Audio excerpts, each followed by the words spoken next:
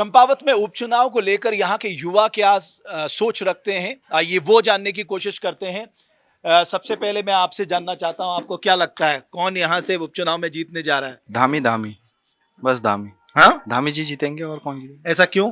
बस हम मुख्यमंत्री बनेंगे हमारे क्षेत्र से, हम्म। चंपावत का नाम आगे जाएगा, हम्म। विकास करेंगे चंपावत में। हम्म। गहतोड़ी जी से आगे विकास करेंगे, गहतोड़ी जी ने बहुत विकास किया है चंपावत का, हम्म। वो भी विकास करेंगे चंपावत चलिए, का। आप मुझे बताइए, आप क्या मानते हैं मित्र, क्या वाकई ये दिलचस्प मुकाबला होने जा रहा है या एक तरफा मुकाबला होगा? ये एक तरफा मुकाबला है। धामी जी बम्पर वोटों से यहाँ से जीतेंगे, लगभग हमारे हिसाब से तो 50 या 60 हजार वोटों से धामी जी यहाँ के विधायक और प्रदेश के सीएम बनने वाले हैं।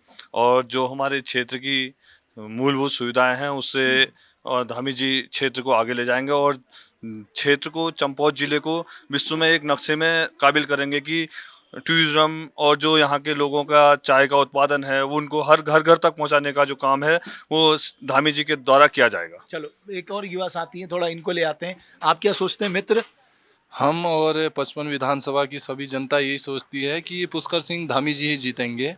और इसका एक रीज़न नहीं, बहुत सारे रीज़न हैं। आप ये भी देख सकते हैं कि जो दूसरी पार्टियां हैं उससे भी सैकड़ों की तादाद में भाजपा को ज्वाइन करने लग गए हैं पुष्कर सिंह धामी जी के आने के बाद।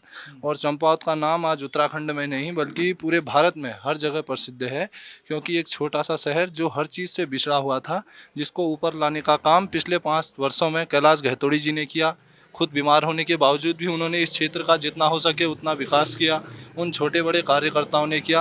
अब उसी के साथ दूसरी पार्टी के कार्यकर्ता भी जुड़कर ये पुष्कर सिंह धामी जी को और इस चंपावत के विकास के लिए कार्य करना चाहते हैं। ठीक है, आप मुझे बताइए, क्या वाकई आपको लगता है कि पुष्कर सिंह धामी के चुनने के बाद चंपावत में बदलाव होगा? यहाँ पे पुष्कर सिंह धामी के नेतृत्व में चंपावत में बदलाव भी होगा। जैसे अपना यहाँ पे डेल लाइन यहाँ पे धामी जी ने यहाँ पे घोषणा की हुई है। अपना चाय बागान से लेके हिंगला देवी तक रोपे मार्ग बनने वाला है। यहाँ पे धामी ने वो भी घोषणा की है। टनकपुर में जो उनकी रैली हुई थी उसमें सारे चीज़ें बहुत विकास होने के संभावना यहाँ पे काफ़ी है यहाँ पे। हाँ, आप मुझे बताइए, आप छात्र संघ के अध्यक्ष रह चुके हैं पूर्व में। आपको क्या लगता है कि वाकई ये चंपावत के लिए एक अपॉर्चुनिटी है? बहुत बड़ी अपॉर्चुनिटी है। पुष्कर सिंह धामी जी के आने पे यहाँ पे काफ़ी विकास होगा। आज देखिए ना कि हमारे डिस्ट्रिक्ट चंपावत को लोग दूर दूर तक लोग पहचानने लग गए हैं कि हाँ भाई, चंपावत भी एक जगह है। लेकिन चंद राजाओं की राजधानी रही है हमारा चंपावत। आज हमें लग रहा है कि मुख्यमंत्री जी के आने से फिर से एक राजा हमारे शहर में आ गया है। उनके जीतने से हमारे विकास, हमारे डिस्ट्रिक्ट चंपावत का विकास काफ़ी आगे बढ़ेगा, हमारा ये मानना है।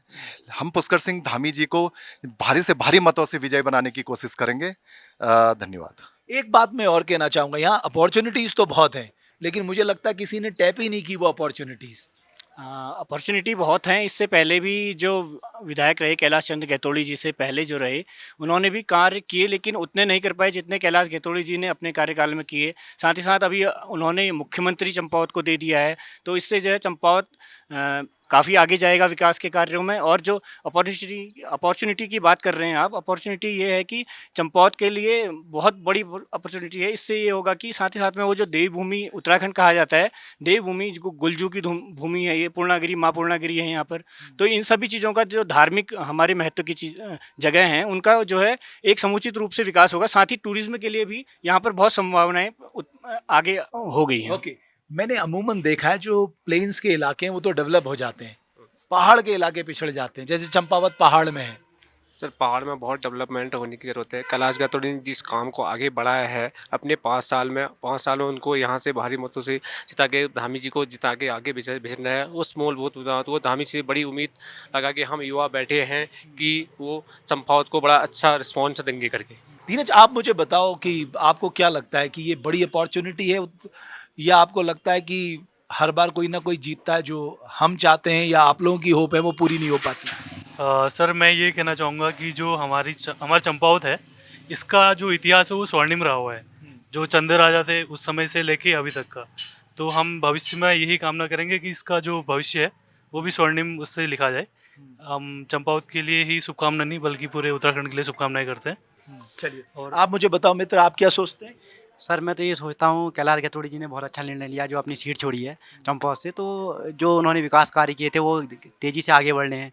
और धामी जी यहाँ से तो उनका जीतना बिल्कुल तय है, क्योंकि बीजेपी जो सरकार जो कार्य कर रही है बहुत अच्छे कार्य कर रही है। अभी तक यहाँ पे जो भी कार्य हैं सड़कों का देख लीजिए, गांव में बिजली सब पहुँच। अब महंगाई, बिजली कट, कुछ फर्क नहीं पड़ रहा आपको? सर अब ऐसा है, महंगाई तो बढ़ती रहेगी क्योंकि लोगों की इनकम भी तो बढ़ रही है महंगाई के साथ साथ। लोग यही नहीं देख रहे ना कि इनकम भी बढ़ी, इनकम तो बढ़ रही है ना, 500 झाड़ी थी तो 700 भी तो हो गई, वो चीज़ भी तो देखनी पड़ेगी। और जो ये पेट्रोल वाला मुद्दा है, आप लोग जो महंगाई, गरीब आदमी के पास तो गाड़ी नहीं आएगी ना, तो पेट्रोल का तो इशू ही खत्म है। वो अमीर आदमी तो होगा जिसके पास गाड़ी होगी, गरीब आदमी तो वैसे ही नहीं ले सकता ना। तो ये दिलचस्प है, सब लोगों की राय आपने सुनी, लेकिन एक बात संकेत बिल्कुल स्पष्ट है, चंपावत पुष्कर सिंह धामी के पीछे खड़ा होता दिखाई दे रहा है। और जितने भी युवा साथियों से मैंने बात की, एक और हमारे, आइए आप मुझे बताइए आपको क्या लग रहा है, ये उपचुनाव एक बड़ी अपॉर्चुनिटी है या आपको लगता है कि बदलाव होगा, आपको लग रहा है? बिल्कुल भाई साहब, ये तो चंपावत का सौभाग्य है। और यहाँ के जो निवर्तमान विधायक हैं, मैं तो उनको धन्यवाद कहना चाहूँगा कि इस छोटी सी जगह को जो है आज पूरे उत्तराखंड में, तो क्या कम से कम कही लूँ कि उत्तराखंड में तो एक आइकन बना दिया उन्होंने। और विकास की एक नई इबादत यहाँ लिखी जाएगी, ऐसी अपेक्षा करता हूँ। तो आपको लगता है बदलाव आएगा? बिल्कुल बदलाव आएगा भाई साहब। पहाड़ में भी आएगा? पहाड़ में भी आएगा। पहाड़ी में तो बदलाव नहीं हुआ आज तक, पहाड़ और प्लेन एक हो जाएगा अब। क्योंकि यहाँ से टनकपुर पहले जाते थे तो 5 घंटे का सफर लगता था, आज 1.5 घंटे में पहुंच जा रहे हैं। ये आपका विश्वास है या अति विश्वास है? ये आप विश्वास या अति विश्वास जो भी कहे। बहुत अच्छा। तो मैं आपसे जैसा कह रहा था कि ज्यादातर लोग ये मानते हैं कि अगर चीफ मिनिस्टर यहाँ से जीतते हैं तो यहाँ के डेवलपमेंट में बहुत तेजी आएगी, और न सिर्फ प्लेन यानी टनकपुर बनबसा का डेवलपमेंट होगा, बल्कि चंपावत का जो पहाड़ी इलाका है वहां भी तेजी से विकास होगा।